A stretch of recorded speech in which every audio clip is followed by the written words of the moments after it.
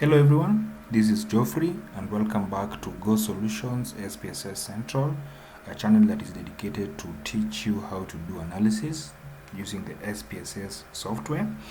Now in this tutorial, I'm going to show you how to enter data to the SPSS software. Now let us jump right into today's business. Remember, if you have not yet subscribed to our channel, do so by clicking that subscribe button. Also like and share our videos.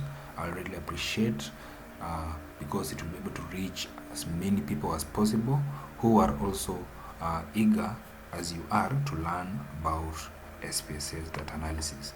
Now, when you are in the field, maybe you are entering the data from a given survey. Most of the time when extracting the data, you're going to do it using the Excel sheet, whereby we have for example, in this case, we have a survey that was done by an insurance company to understand how their customers are satisfied and the reasons why they cancel their premiums. Now, the variables that were collected in this survey are churn. This is whether the customer either cancelled or did not cancel their premium. We have the age. We have the tenure. This is the number of years that the customers have worked with the company. We have the annual premium, then the claims, the policy amount that this person remits to the insurance company, the number of claims that this customer has made in the last 1 year, whereby the insurance company has defined a specific level of claims that it's allowed. In this case, just 5 claims that are allowed in 1 year. Then we have the level of satisfaction, whether the customer is satisfied or not, whereby we have different categories using the Linkter scale. I'm going to show you. Then we have the policy types. Here we have 3 types of policy that this insurance company has labeled. Either you can have the basic, you can have the moderate, and then also the premium, or the standard and the premium. Okay, so we want to enter this data to the SPSS interface, which looks like this.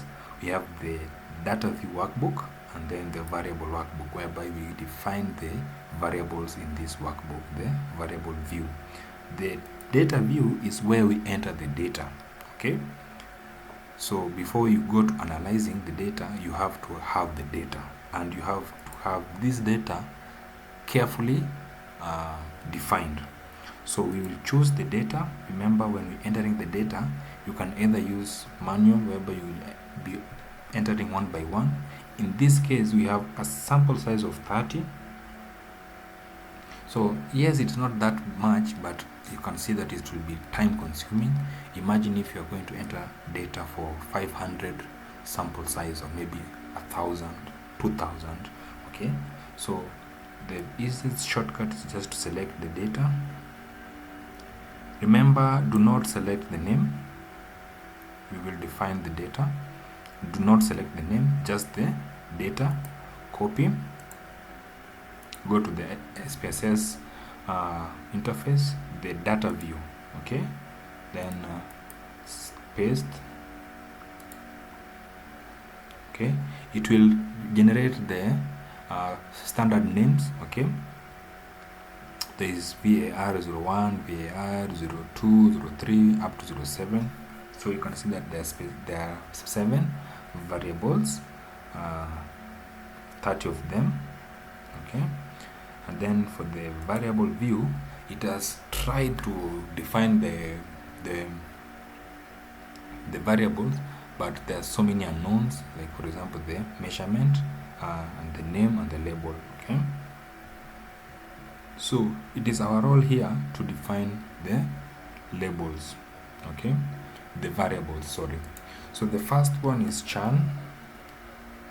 Okay, remember, when we are writing the name, do not use spaces, special characters, and also the name cannot start with a number. And then for the label,